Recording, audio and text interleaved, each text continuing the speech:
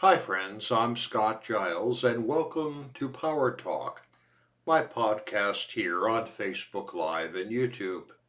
I cover topics related to spirituality, hypno-coaching, and the hypnotic arts and sciences in general. If you'd like to know more about my work or sign up for my free newsletter, Power Lines, check out my website, which I'll tag at the end of this video. Today I want to talk about what I call the busyness trap.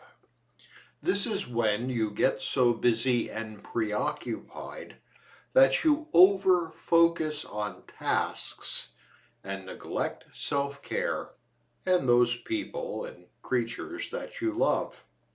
It's really easy for a productive person to fall into this trap. In his books, Seven Habits of Highly Effective People, Stephen Covey calls this the tyranny of the urgent. And what he means by this is that the urgent is what other people want you to do, while the important is what you need to do in order to be fulfilled as a person. One can get so caught up in the urgent that you never get around to doing anything important. And it's far too easy to get suckered into this. Employers will encourage you to do this mistake because it benefits them. You even occasionally see it in performance reviews where if you just do the job you're being paid to do, you're marked down because they expect you to over function. Heck, I've even seen some companies advertising unpaid internships, which are legitimately opportunities for someone new to a field to gather experience to brighten up a resume. But these companies demand years of experience, degrees, and other performance measures. That's not an internship. That's a company that simply wants free work. Now, I'm not a Marxist by any means, but I absolutely agree with what is said in the Gospel of Luke, chapter 10, verse 7, where it's written that the laborer is worthy of his hire. That is, if people do work, they should be fairly compensated and not somehow screwed out of that compensation.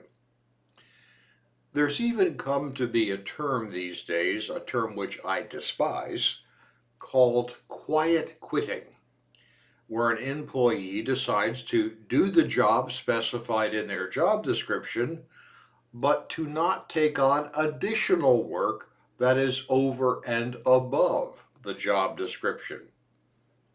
If you find yourself in such employment where it is normal to do abnormal amounts of work, and I've been there both as a chef and as a parish minister, my advice is to get the heck out. Find another position where they treat you right. As a clergy person, I've been with a lot of people at the end of life. Not one of them has ever said, I wish I worked harder. I wish I spent more time at the office. I regret having taken vacations. That's not what they say. What they say with the clarity that comes as death approaches is that they wish they'd had completely different priorities than work. But let's assume you're not in a place where your employer is demanding that you overfunction. Instead, let's imagine you're doing it to yourself. You want to cultivate your mind, your relationships, and your spirit, but you convinced yourself these things are not really important. Well, in that case, I'm here to tell you that you should not leave your self-cultivation only to those moments when there are no other demands made on you, for those moments will be vanishingly few. We should each be the priority in our own lives. Now, I can hear the response already. I don't have time for that. Actually, everyone has time for what is really important. You may have to gradually insert a corrective into your life where you start making yourself the star of your own life, but you can get there. I did. When I was a chef, I would find myself disabling the safety shields on food processing equipment like power slicers and choppers. I had to use this equipment, and it was a little bit faster, you see, if I took the safety guards off. And I would do this even after having seen coworkers get injured when they did the same. That was nuts.